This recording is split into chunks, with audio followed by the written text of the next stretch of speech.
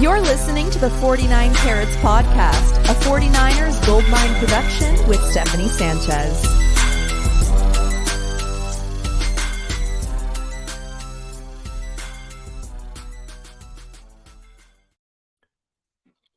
What's going on, everyone? Welcome to another edition of the 49 Carats Podcast. I'm your host, Steph. It is Monday, February 19th. We are 8 days removed from one of the worst days of our lives.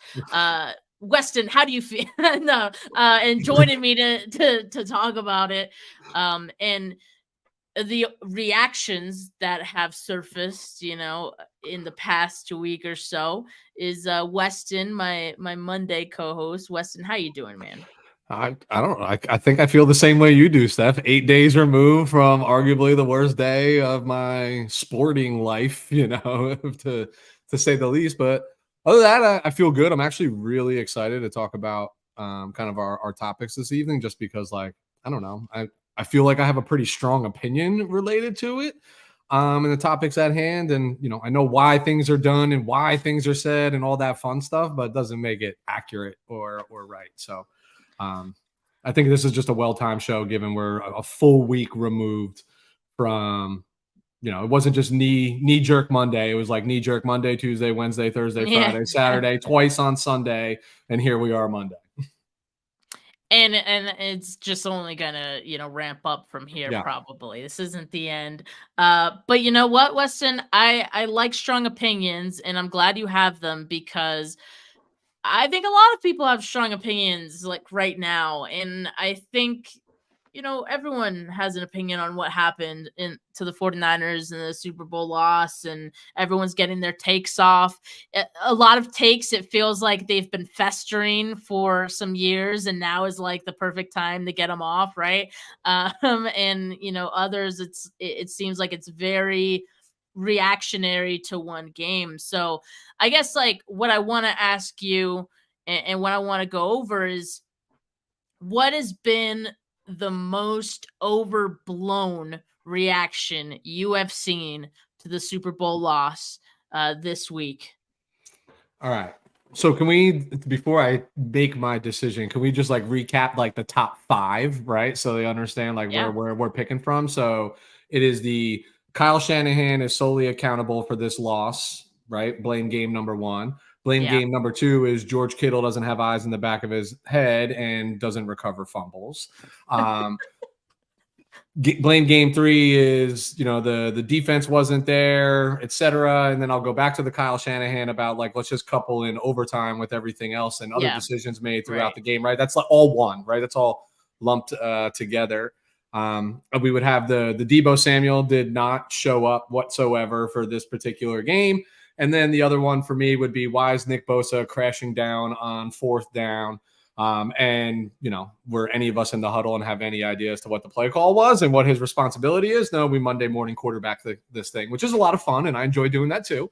But I think do you feel like I'm missing one? I feel like those are the 5. I think those are definitely all of the ones. I'm glad you lumped all of the Kyle Shanahan ones together, because they're definitely, they're definitely all related to each other.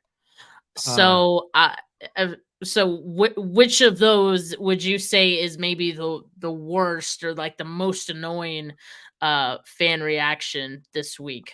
It's overblown.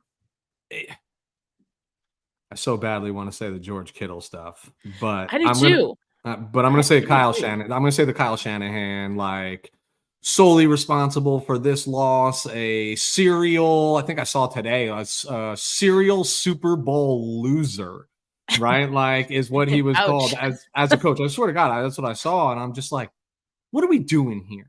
Here's my biggest problem with this entire week, Steph, with everything that's going on, is everybody's going above and beyond and out of their way to try to point to a singular moment, a singular individual, and that's just not the reality. There's 60 minutes of football. The ball is snapped 150, 160 times in a game.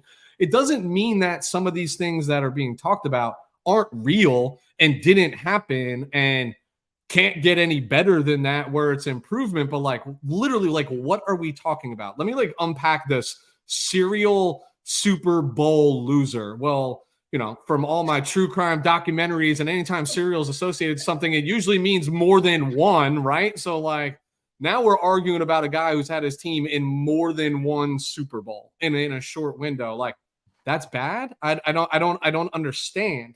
And then we want to sit there and we want to say, okay, he wasn't running the ball at the opportune time, or he wasn't passing the ball. Well, a lot of receivers, one in particular that I mentioned in this topic, dropped a couple of those right in the hands. Another one that will be a topic of conversation for the next few weeks ran a wrong route. It was wide open in the back of the end zone, right? So like the offensive line didn't did Kyle Shanahan really get in and say, I know what I'm going to do. I'm going to lose me this mother effing Super Bowl. I'll show them. You know what I mean? I believe he is out there doing his best. And guess what? Sometimes the other team's best is better. I grew up where I was taught that no matter how good you are, how bad you think you are, how fast, strong, whatever it is, there's always somebody badder than you on the planet. And isn't that what the Super Bowl is supposed to be? The two baddest teams on the planet playing each other. Yeah. Like it's literally discredit. And I don't care that we're discrediting the Kansas City Chiefs. I whatever. I have no loyalty to them. But that's like literally what you're doing, right? And as 49er fans, we would be salty as all hell had we won this Super Bowl, and you go to Kansas and you start trolling Kansas City's media, and they're saying the same things. The refs, they didn't call holding penalties, or like, if just this one play, we'd be like, bullshit, Brock's the best. Like, we would have beat you. Like, I'm really frustrated because I feel like it is all overblown. All of it. Again, let me repeat this. Not that it is not warranted, right? Are there things that like, hey, I would love to critique Kyle Shanahan for? Is he above being critiqued? No, not at all. But like, this is the ultimate team sport, right? And why do you think they have so many freaking coaches on the sidelines, right? It is that nuanced of a game. There are that many chefs in the kitchen at once to like break it down to a singular moment in time in a football game is asinine. It is completely asinine. Even I want to receive the second half, the kickoff in overtime. Like, all right, if that's your argument that's where the game's lost, my argument would be, well, the game should have been in overtime in the first place. That's my exact argument to that. Yeah, exactly. I'm sorry, Steph. You let me go. Like I told you, like I am just like I'm over it. And again, I don't know if I should. I'm probably being offensive to other people's opinions, and you're allowed to have your opinion, but like pump the brakes. This game was not won or lost. Even if it was the final play of the game and it hit Deebo Samuel in the hands in the middle of the end zone, if he catches it, he would have won the game. Still doesn't come down to that, right? It still always shouldn't have been in that scenario in the first place, right? Like the holding penalties. You never let the official, leave the game in the hands of the officials, etc. So I just think that's the most serial Super Bowl loser. Like, okay. And the people that are like calling for his head and doing all that, like, dude, you're going to be a fan just as hard this year as next year when he's still the head coach. Like I don't know. It's frustrating. For me, it's just really, really frustrating. And that's not like blind faith. It's like, I know what you're doing and I know why you're doing it. You know what I mean? Like, let's not fall for that. And everyone always brings up, the Atlanta Falcons 28-3 game when they talk about Kyle Shanahan's Super Bowl loss as if there weren't a bunch of other coaches, as responsible for that. Kyle wasn't even the head coach for that team. So what are we even doing? What are we even doing here? All right. It is Kyle called a timeout on Steve Wilkes, right? I didn't see Dan Quinn do that in that Super Bowl and take the reins away from him, right? Like it's wild. My question always back to these people, Steph, is give me your alternative and tell me why it's better for this football team. And you can't answer that. You can't answer that. Bill Belichick. Well, they're not firing, they're not firing Kyle, and Bill's not just going to come over and take over. They're not doing it. You know what I mean? And then the other guys you want to mention, oh, by the way, there's reasons why they've had 15, 16-year tenures at their prospective club, and they ain't leaving either. What are we doing? Yeah. What are we doing? Cliff Kingsbury, you want Cliff Kingsbury here running the whatever offense in it? Like, what? God, no. God, no. Yeah, so there's been a lot of like nauseating overreactions. And in a way, I think it's gotten me from a sad place because I was in a really sad place, the first couple days to now just like annoyed. And I'm not even annoyed by the 49ers. I'm annoyed by like people's reactions. And not that like all of them aren't fair. Like there's some takes out there that are fair, you know, they're Sure. fair, but there's just others that it's just like it's too much. And I think a lot of it too came from the inside the NFL mic'd up clips that, you know, have surfaced, and everyone has a take on each clip that comes out. Like you mentioned one of them, the George Kittle thing. That is so, to me, that's the most overblown, because that shouldn't even be an issue at all. To even say like George Kittle, he wasn't locked in. He's literally the same guy every single game, and he will partake in, you know, banter in between plays. Like that is him. It literally has no bearing on how he plays the game. But people see how George Kittle didn't have a great game, I guess, as far as like stats go, and they point to whatever they can find, which is, in this case, it was this clip of him talking to George Karlaftis and saying, "Hi, George," which, like, mind you, yeah, he wasn't gonna have his back, or he was gonna have his back turned, and he was gonna be facing Karlaftis because the play wasn't dead yet, so he still has to keep an eye on him, who was his blocking assignment on that play. So that one was ridiculous to me. I don't even know what people's point was with that one. Like, what? Okay, what were you trying to say? I don't know. What are you angry about exactly? I don't even get it. Gammon says we need a mic'd up reaction video from Steph. Man, no mic'd ups from Nick Bosa, man. I don't know. He's too sad to talk. I think, but soon I guess we'll get another Nick Bosa video. It just doesn't seem like a good time at the moment. But yeah, I mean, look, the Kyle Shanahan stuff, to an extent, I think a lot of that, some of it is fair. And we'll talk about like what we think is fair in a second. The other one that I thought was way overblown is like the Steve Wilkes thing, and calling Steve Wilkes the scapegoat for Kyle Shanahan, when we all knew damn well that there were issues with this defense far before the Super Bowl, far before even the playoffs. The playoffs really just put it in a microscope. I mean, just the questions about effort, just what we saw from the run defense, you know. But I don't know. I feel like people were acting dumb. Like, honestly, I think some people were acting dumb just so they can get a tweet off, or just so they can title their YouTube video a certain way and say Steve Wilkes was a scapegoat for Kyle Shanahan. And when we know damn well that was not the case. So it's just like a lot of that, right? And of course, people play into it too. Like, I don't know. It's just, so all that stuff was a little nauseating to me. But now, like, let's shift to what's fair. Like, because some, like I said, some of it is fair, and one of the things that I think is fair in all of the things I've seen said about this team in the last week, I'll say it.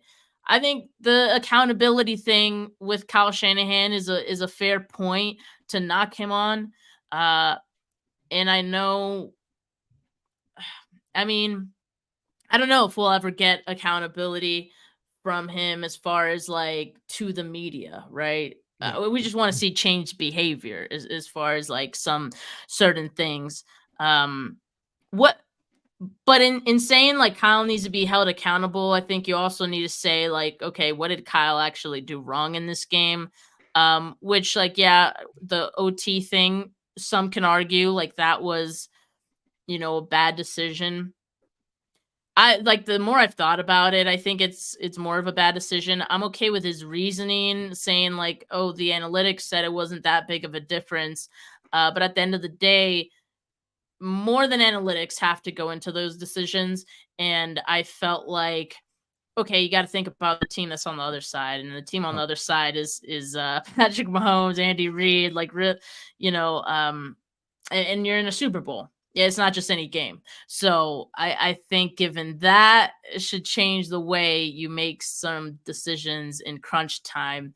And that's not something I think Kyle Shanahan thought about. So that's, you can maybe say that. That's probably fair.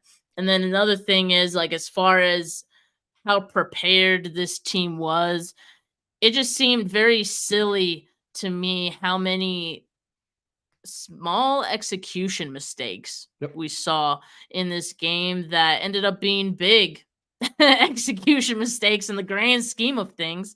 It all added up in the course of the game, and it hurt the 49ers. They shot themselves in the foot at several points that I think we can point at. And, maybe the position coaches have some hand in that, obviously, like they would. But I think also, Kyle Shanahan is the head coach. So as far as like having all those little details squared away and making sure everyone knows their protection assignments, making sure everyone knows, like, okay, this is a route you're running here. Let's see it. All right. Let's see it in practice. Let me make sure it's perfect. All right. Before I say, okay, we're good for this game. Like all those little things, I think play into it. And so as far as accountability, I would just like Kyle Shanahan, I guess, to reevaluate. Yep. That's it. And I've seen a lot of people pose this question. What does Kyle Shanahan taking accountability look like to you? Yeah. And so I don't know. I don't know. At this point, like, I don't think it looks like him apologizing in front of the media. Like, I don't think he needs to apologize. That seems silly too. But I think there needs to be some like regret, I guess, or just like, saying what you thought went wrong in the game, or like what maybe something you could have done like differently in terms of the preparation, and like if you had to do it all over again, what would you change, kind of thing, and all those things. And it doesn't even need to be said to the media, to the fans, I don't think, as long as there's conversations being had in the background. Like if he talks to players and he's like, you know what, I should have done this, or even that would be enough to me. But what do you think, Weston, as far as the accountability thing? So I don't think the accountability thing goes away until they win a Super Bowl, and or he publicly comes out and says, my bad. You know what I mean? Or I messed up this, whatever, fill in the blank, whatever it is, right? Like whatever he wants to admit to. And trust me, like I'm one of those people that would love to see that, because to me that shows growth, like maturation. Like it takes a big individual to admit when you messed up on a very public stage and public forum. So I understand that. And I would love to see that. Do I think that's owed to me? No. I think these individuals are just kind of like, what I care most about is like what is happening behind the closed doors, right? This is enough. Let's be really honest, right? Like we saw this happen in 11, 12, and 13, and how it quickly deteriorated from 14 to 15 to team arrests and people retiring like out of the blue. Like this happened. We watched this unfold. Those big losses and big moments, like they can do more harm than good, right? And what's been so great is you always talk about what's been so great for the 49ers is the players talking about like their belief and trust in Kyle and John and yada, yada, right? It's like a really gelled locker room for the most part.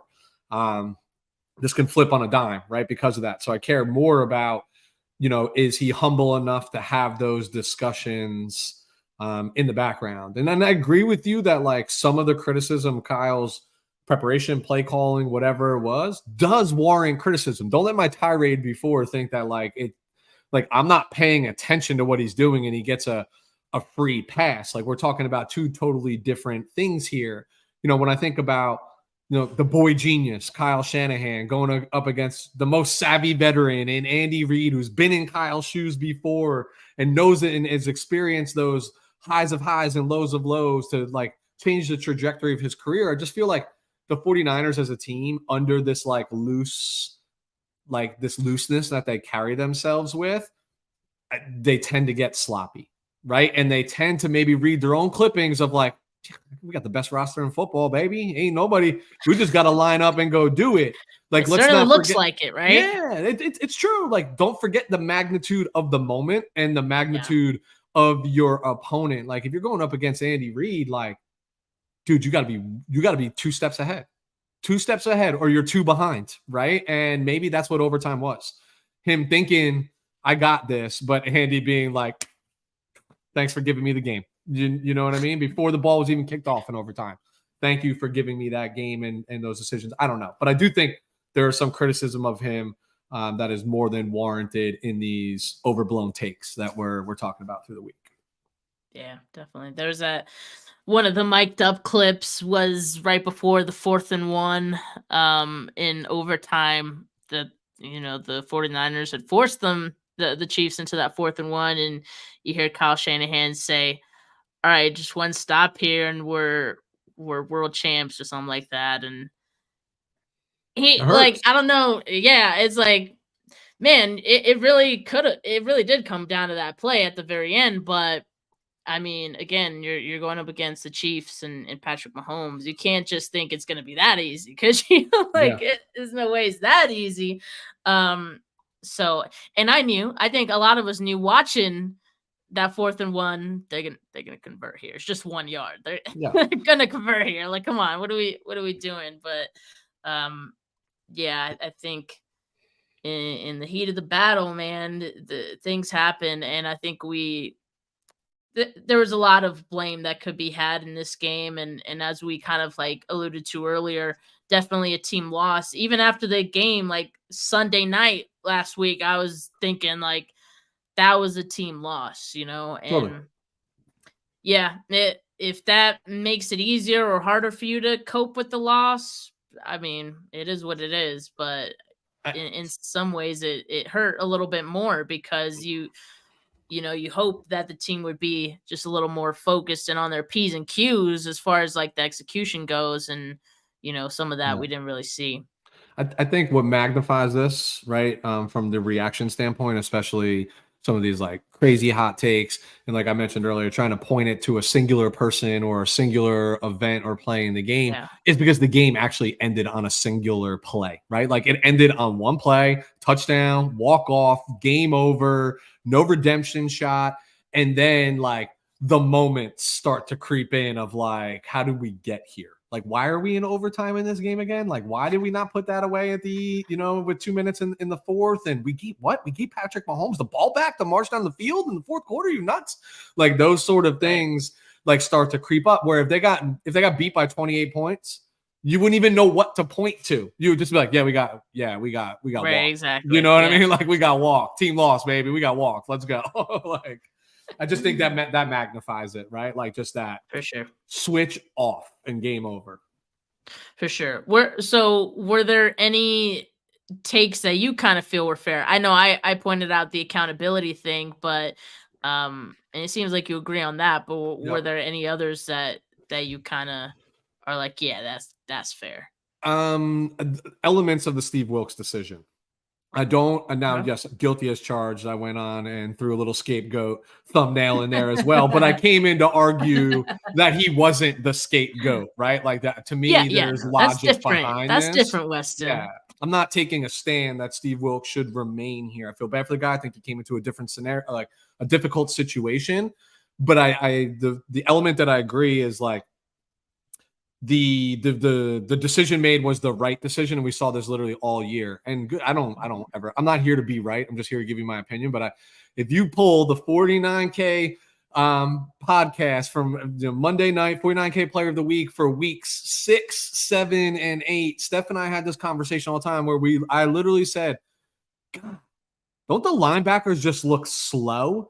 Don't they look like they're missing the assignment? They're a beat, too slow, getting to the hole. Talked about this a lot. And then we talked about how, we're all talking about it now, but nobody wanted to talk about it weeks 1 through 5 when we were putting up 30 plus on teams and the defense didn't even come into play, but it was still sloppy. And it looked, the reality is it was poor all year long. It was just not the standard.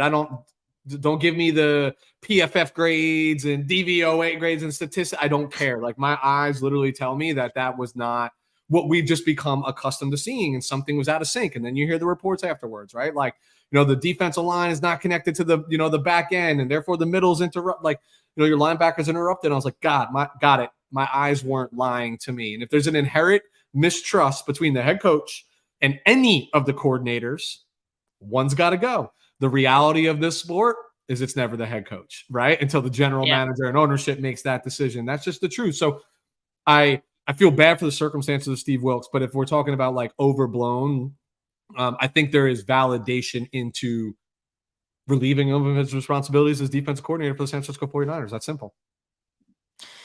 Yeah, and everyone's like, oh, Steve Wilks getting fired.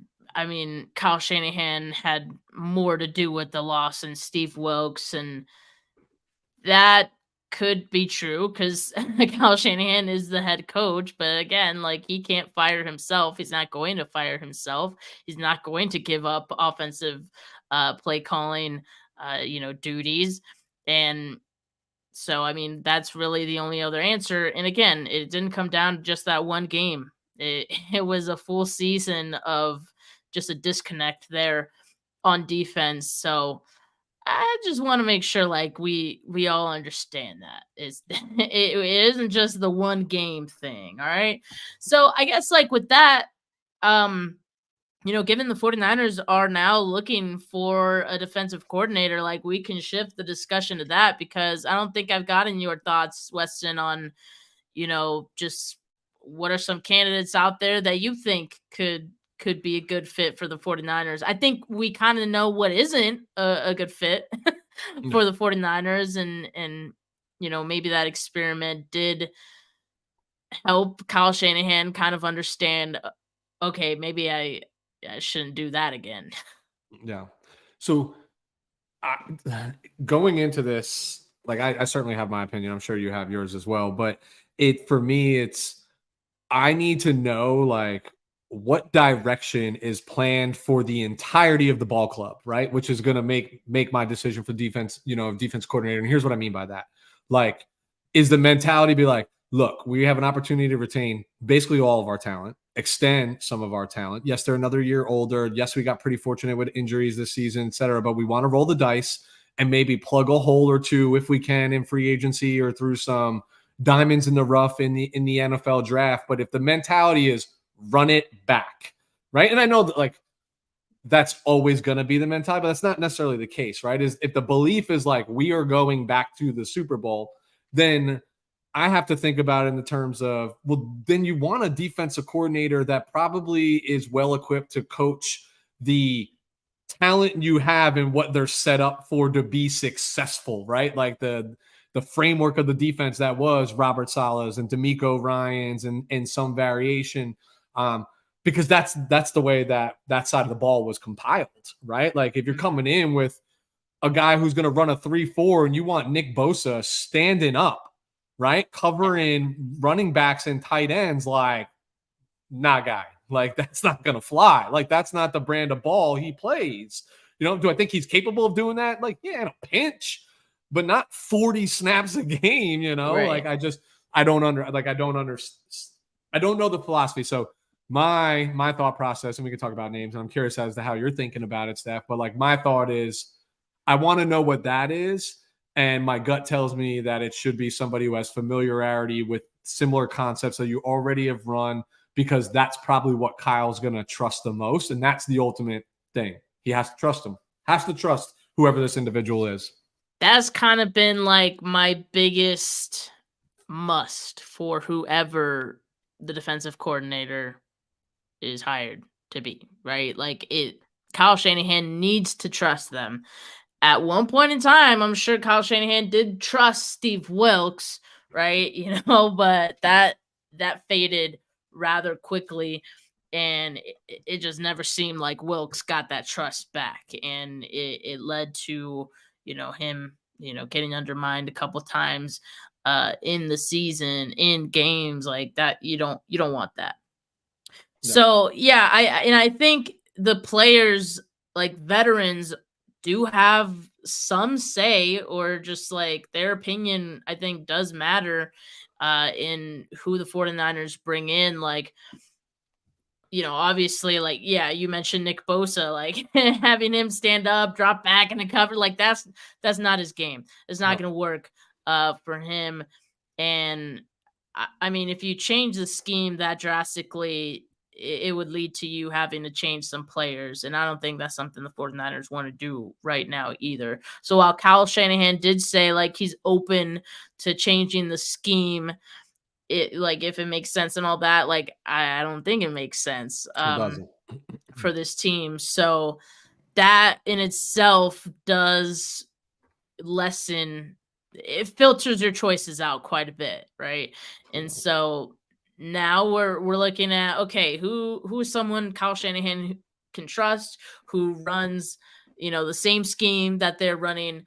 I'd say any of their internal candidates, but the one question I continue to have with their internal candidates is, well, they didn't deem them ready or a good fit for whatever reason, last season and even in the bye week, because a lot of people look at the bye week as an opportunity the 49ers could have let go of Steve Wilkes then, and they could have just had an interim defensive coordinator, most likely would have been an internal candidate at that point, right? Clearly didn't have anyone in mind at that point either. So yeah, exactly. The question is, are they ready now? So that's what I'm a little skeptical about. I don't know if 1 year makes a candidate ready. Suddenly, I'm not sure. I'm sure they'll look into it as they do every time there's a need to fill, but that's the question I have. So I don't know. The trust would be there. The scheme question would be there. Like that's a plus. Yep. But are they ready for that next step? That's what we don't know. And so as far as like outside candidates, we've seen the big names get thrown about. The Mike Vrabel. We've seen the Bill Belichick. We've seen Brandon Staley get thrown out there as well. We haven't yet seen any reports of who the 49ers have interviewed so far. So like that will come, I'm sure in the next week or so, maybe, they got to start on this soon because like you want your defensive coordinator to have some hand in the draft too. So they can't wait too much longer. So out of internal and or external candidates, like, is there someone, Weston, like you're, kind of liking, or are you just more of, I don't care who it is as long as they're a fit? Yeah, I'm of the school of thought, just like make a decision. You know what I mean? Like don't overthink it. Yeah, don't overthink this, right? Like you didn't overthink Robert Saleh, who was to all 49er fans unheard of, right? DeMeco Ryans, we knew as a player, and all of a sudden he came screaming through the ranks as a coveted coach. But to your point, like Ryans was anointed a year before he even got it, right? Like you knew that, like it was all but a certainty. Like, yeah, they got to go like kick the tires around and do that, but you knew it was going to be his defense made in the likeness of him, and through the eyes of Robert Saleh. So I just think like that gives, and we see what they've done as an organization for other coaches. Like look at the offensive side; these guys just come and go, right? Defensive guys come and go. Bless you. On the GM side of the house and the like. Come and go, you know what I mean? Like all these back staff employees, like just come and go. Like you've done really well growing your homegrown guys. Like maybe that's where you want to hang your hat. And good news is if they fail you and you are looking for a scapegoat, you could be like, I gave it to him a year too early. That's on me, right? As the head coach. And not that we have any indication that he would ever say, hey, that's on me, but that's something to do. There's just nobody on the outside that I think is like is realistic, a combination of like realistic and doesn't completely change the game plan, right? Like I just don't see Bill Belichick becoming a defensive coordinator. Like I just don't see it. And it's been a long time since he has been like as a sole responsibility. There's so many things to love about that, right? I actually threw this in the question when you and Stats were doing your show earlier in the week about how like we sure this roster is even built to have like Father Time staring down at them, like talking to them in 1970s football terms when these guys are making TikTok videos and having fun. Like I honestly am of the school of thought that his shtick has died in New England, right? Like that is part of the thing. People don't want to go there anymore. Brady's not there and he's not coveted anymore. Like it's a players coach league. I just don't know how well he jives, but like the experience, the Super Bowl rings is dropping them on the table and you walk in like what, like that's pretty awesome. But One that stands out to me is, and I'm going to get destroyed for this, is I love Pete Carroll. Even though he was the head coach of the Seattle Seahawks, who I despise more than any football team in the National Football League, I've always loved Pete Carroll. He delivered to me on the defensive side of the ball with one of the best defenses I've ever seen the 49ers field their last Super Bowl, right? That's what I need to know. And oh, by the way, that comes with a little loyalty to Kyle Shanahan too, because his dad was on the offensive side of the ball, right? Like, these guys have an affinity in my heart. It's been almost 30 years. But Pete is still, like, I know he's the oldest coach in the league, but he's still got more energy than 3/4 of these guys. And that's what I feel like they respond to, this defense. Like, somebody who's down there chewing gum, spitting in the face, slapping the ass, like, has familiarity with, like, the system, right? Like, that system was ran in his house for how long, or variations of it. I don't know. I'm Pete Carroll for me. I'm waving the flag. That's who hilarious. I want. You want to see Pete chewing gum on the 49ers sideline. That's what you want to see. What would make the Seattle Seahawks fans more aggravated? And they're aggravated when they're like, you can have them. We got rid of them. We don't need them anymore. That's like they're the salty take. Yeah. They're already like so besides themselves about like Sherm being such a huge 49ers fan now. Like, that would probably just make them implode, I think. But look, I think that's interesting, right? Like, I think you bring up good points about Bill Belichick versus Pete Carroll. Like, yeah, those are two older dudes. But Pete Carroll still has the energy. He still has energy, maybe, still on the old school side, but you still need that energy. Both of those guys have Super Bowl rings, and I mean, even that can help Kyle Shanahan. What if they just lost an assistant head coach, and Anthony Lynn, right, who just left to Washington? What if either of those guys, they come on, their defensive coordinator and assistant head coach? I mean, that make it just a little sweeter, right? If you can't be a head coach, just assistant head coach in the title. I think my biggest problem with that is I really don't think Kyle Shanahan wants an assistant head coach, right? Like, I really believe he is why do you think he hired Anthony Lynn in the first place? I optics, right? Like, and here's the other difference why I think about this. Maybe John was like, dude, look, we give you a lot of leeway. We do a lot of things here, dude. Like, just make us all happy and get another voice in the room. An experienced guy that you don't have to look over your shoulder, is not taking your job. And the one reason I believe for like Bill and Pete that the title of like assistant head coach doesn't, because they don't need it as a stepping stone, right? Like, they don't need it as a foot in the door. Like, their resume speaks for themselves, right? Like, it really does. And they both could walk away from football for a year, 2 years, and come back, and will have opportunities in front of them. Honestly, I don't think there's a team in the NFL right now that was equipped to say, we're going full court for Bill Belichick. Like, even if you expected, like, I feel like it's just a different experience to bring that man in and convince him to come coach your team based on the success he has.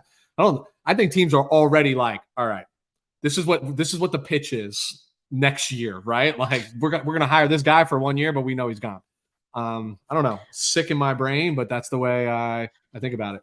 So interesting. On that note, like, Keith had this comment. He says, 1 more year, we will have Saleh back, as in Robert Saleh, current head coach for the Jets. He there's probably his last chance, right? Like, they've already given him a lot of benefit of the doubt, excuses and all that. Wouldn't it be crazy if the 49ers, let's just say, like, had Bill Belichick for 1 season, defensive coordinator, Robert Saleh gets fired, Bill Belichick leaves 49ers to become the head coach of the Jets, and then Saleh comes right back? I mean, even if that wasn't the scenario, if Saleh is let go by the Jets after, the 2024 season, I mean, if the 49ers needed a defensive coordinator next year, which, I don't know how I feel about that, because that would mean whoever they hired this year, probably not, failed experiment again. I mean, I would take Robert Saleh, though, back if that opportunity presented itself. Yeah. You know, another thing I'm thinking about, Steph, is like I've never been a big, now that I'm like thinking about like who would I really do? I've never been a big fan of like head coach retreads.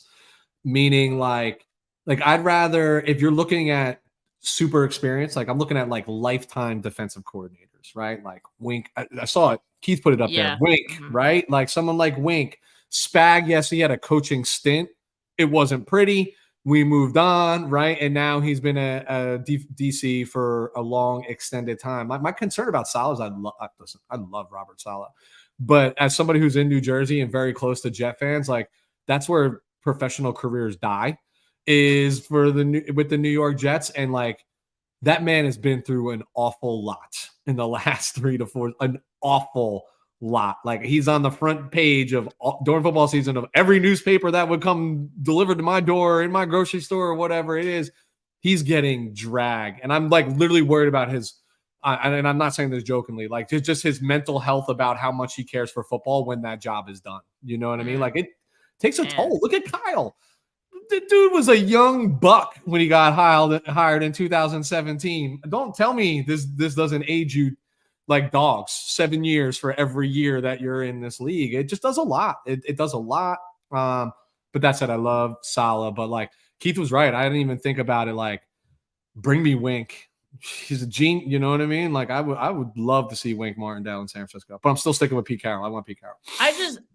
You know, the reason why I'm looking at a candidate who has had a head coaching stint that maybe either didn't work or it worked and now they're on the older end, that intrigues me because I see what the Chiefs have in Spags, and he's not going anywhere because he's already had his time of being a head coach and he's on the older end of things in his career.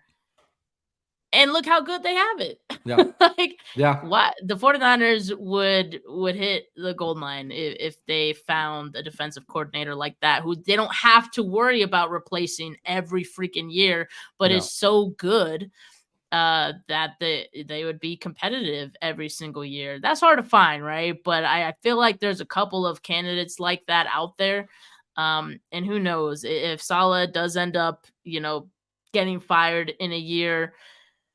Like even he would be a great candidate that I think would fit in that, because people would look at him and be like, oh, like, yeah, he was a head coach before, but it didn't work out. He must not be a great head coach, so we won't even consider him for that. But then the 49ers could be like, well, we know he's a great defensive coordinator. We'll take him as long as we can have him, right? So a candidate like that, pun partially intended, right?